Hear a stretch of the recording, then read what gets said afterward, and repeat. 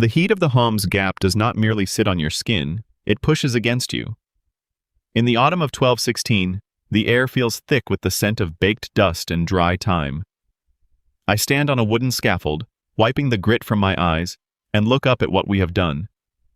The sun is dipping low over the Syrian hills, casting long, jagged shadows across the valley, but the walls of Krak des Chevaliers do not seem to care about the light. They simply exist. The scale of it is difficult to process when you are the one hauling the mortar. We are not just building a fort, we are building a mountain of stone.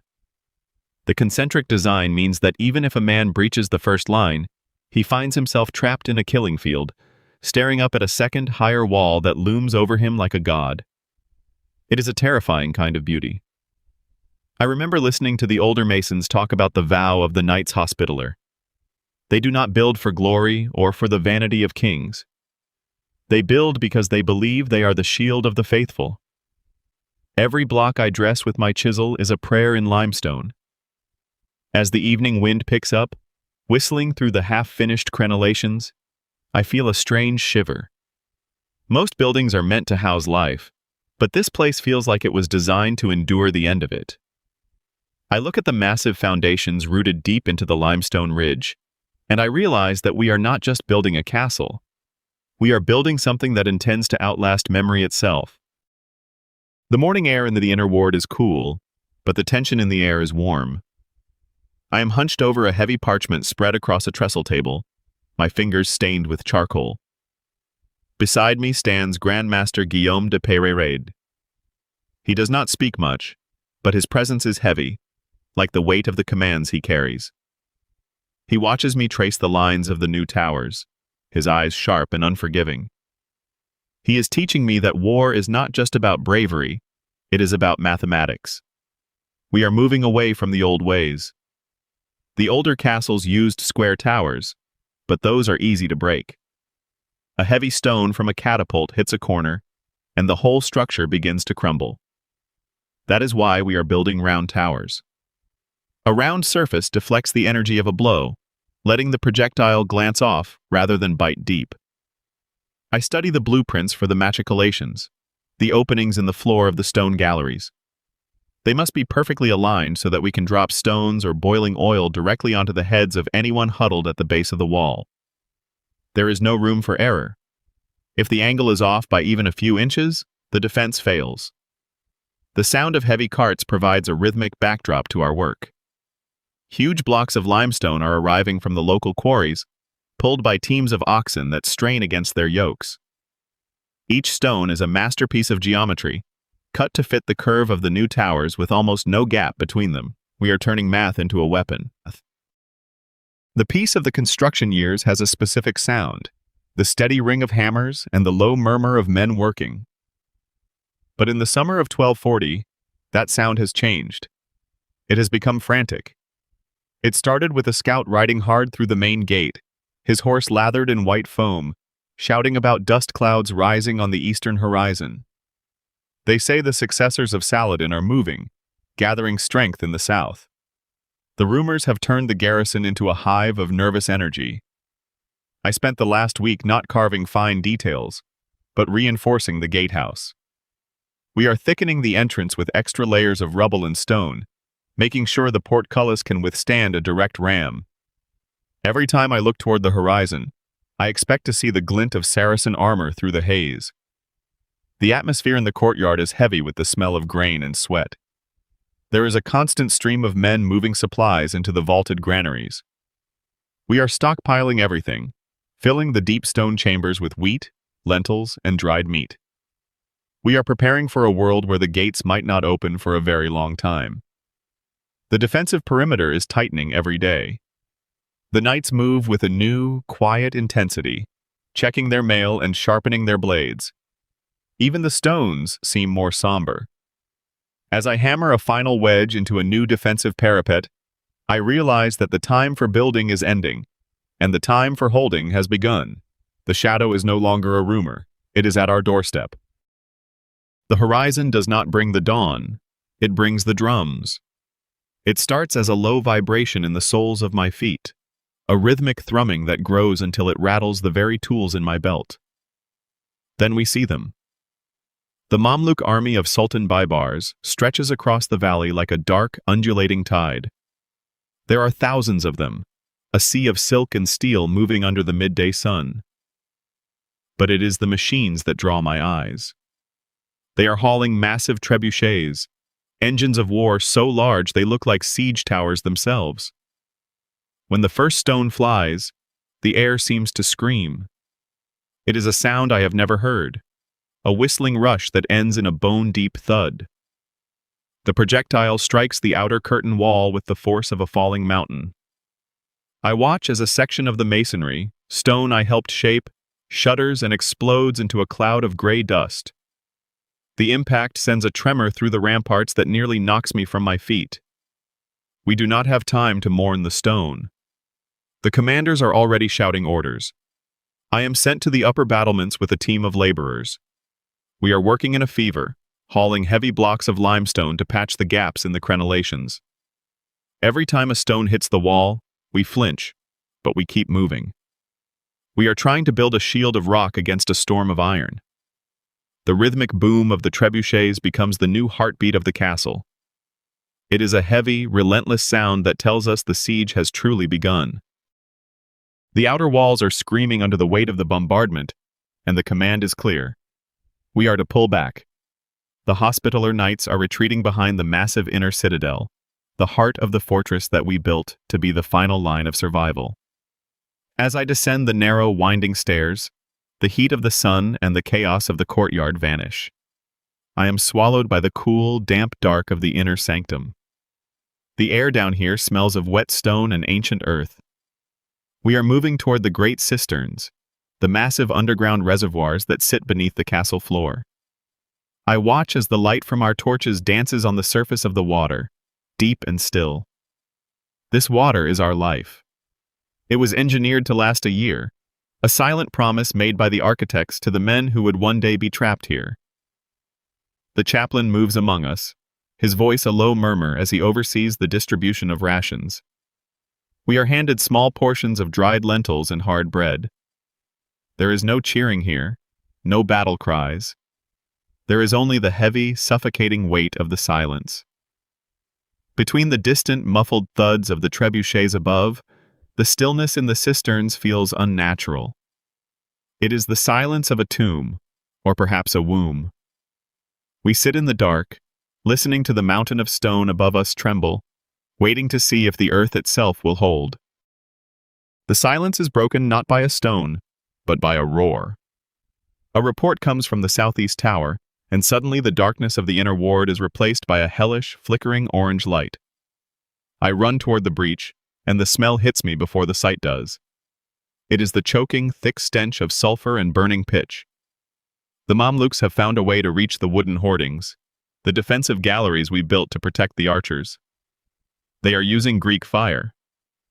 I watch in horror as the liquid flame climbs the walls, licking at the timber with a hunger that stone cannot quench. The heat is a physical blow, pushing against my chest. A bucket brigade forms instantly in the narrow corridors, men passing heavy wooden vessels from hand to hand, their faces slick with sweat and soot. We are fighting a war against heat as much as we are fighting the enemy. From the murder holes in the ceiling, our crossbowmen begin to fire, their bolts whistling down into the smoke to strike at the shadows below. The sound is a cacophony of shouting, the crackle of burning wood, and the heavy clatter of iron on stone. I grab a shovel, helping to clear the debris from a fallen timber, my eyes watering from the fumes. The southeast tower is a furnace, a glowing wound in our defenses. We are holding, but the fire is a predator that does not tire, and it is eating away at the very bones of the castle. The smoke from the southeast tower has not yet cleared, but a new shadow is stretching across the valley floor. I stand on the upper ramparts, my hands stained with the lime and grit of a lifetime of masonry, and I feel a cold dread that no fire can match. The Mamluks have finished it. They have rolled a wooden giant toward our walls. It is a siege tower of such immense proportions that it seems to swallow the sunlight as it moves. It is a mountain of timber, clad in raw, wet hides to ward off our fire, and it moves with a slow, rhythmic thud that vibrates through the very soles of my boots. As it nears the curtain wall, the scale of the engineering becomes terrifying. The ladders and gangplanks attached to its summit are higher than any scaffolding I ever erected during the construction. It is designed to look down upon us, to turn our high advantage into a pit. I watch the soldiers within the tower, small and dark, peering through narrow slits like eyes in a beast. They are not just climbing, they are attempting to bypass the verticality that makes this castle a fortress. I look toward the inner citadel, the massive heart of the complex. The outer ward is scorched and battered, its defenses compromised by the fire and the constant pounding of the trebuchets. I realize then that the geometry of our defense has shifted. We are no longer fighting to hold the perimeter. We are fighting to buy enough time to retreat behind the inner ward. That massive concentric ring of stone is our final line, the last sanctuary where the thickness of the walls might still hold against the sheer weight of the Sultan's ambition. The air in the great hall is thick, not with the smoke of battle, but with the heavy, suffocating silence of men who know they have run out of options. I stand in the corner, a shadow among the stone pillars, watching the Hospitaller knights gather. They are tired men. Their surcoats are torn and gray with dust, and the iron of their mail looks dull in the dim torchlight. There is a fierce debate raging near the high table. Some argue that we should fight until the last man falls, turning these halls into a tomb. Others, the more pragmatic among them, point to the broken towers and the empty grain stores. A messenger arrives, carrying a white flag that looks absurdly bright against the grim reality of our situation. The envoys are meeting in the neutral ground between our gates and the Mamluk lines. I watch through a narrow slit in the masonry as the parley begins. It is a delicate, dangerous dance. The Sultan Baybars is not a man who grants mercy lightly, but he is a man who understands the value of a fortress that has not been completely leveled. To destroy Krak Chevaliers would take months he may not have. I see the senior knights leaning over a parchment, their expressions grim as they weigh the cost of a negotiated withdrawal against the certainty of a massacre. The terms are being hammered out in hushed, urgent tones. They are not surrendering the castle to be slaughtered, but they are surrendering the right to stay. As the ink dries on the surrender terms, a strange, hollow sensation settles in my chest. The stone remains, but the spirit of the place is being handed over like a heavy, unwanted debt. The exodus is a slow, rhythmic sound. It is the sound of iron-shod boots on limestone, echoing through the vaulted corridors with a lonely, hollow cadence. I walk through the courtyard as the last of the garrison departs. They move in a long, somber line, their heads bowed, carrying only what they can bear. There is no cheering, no defiant shouts. There is only the heavy, dragging weight of defeat. I watch them pass through the gates, leaving behind the life we built here, the walls we sweated over, and the stones we shaped with such pride. As the last of the Hospitallers disappears into the dust of the valley, the silence that follows is absolute. Then, the new masters arrive. I see the Mamluk banners, bright and fierce, being hoisted atop the battlements. The colors snap in the wind, claiming the heights. I stay in the shadows of the inner ward, a ghost in my own creation. I watch the sunlight hit the massive, curved surfaces of the towers. Even in this moment of transition, I cannot help but look at the masonry. The limestone is scarred by fire and chipped by stone shot, but it does not crumble. The joints are tight, the angles are true, and the immense weight of the structure remains perfectly seated upon the bedrock. The men are leaving, and the flags are changing, but the stone is indifferent to the politics of men. It stands unbowed, a silent, massive sentinel that has survived the fire and will likely survive the conquerors. The castle has not fallen, it has only changed hands. The sun sets over the Homs Gap, casting long violet shadows across the valley, but the silhouette of the fortress remains unchanged. I see it from the distance, a jagged crown of stone set against a bruised sky. It is no longer a home for knights, nor a garrison for soldiers, yet it refuses to vanish. The modern world moves around it, fast and fleeting, but the castle sits in a stillness that feels heavy, almost deliberate. When I walk the perimeter now, the scars of 1271 are still there, written in the very grain of the limestone.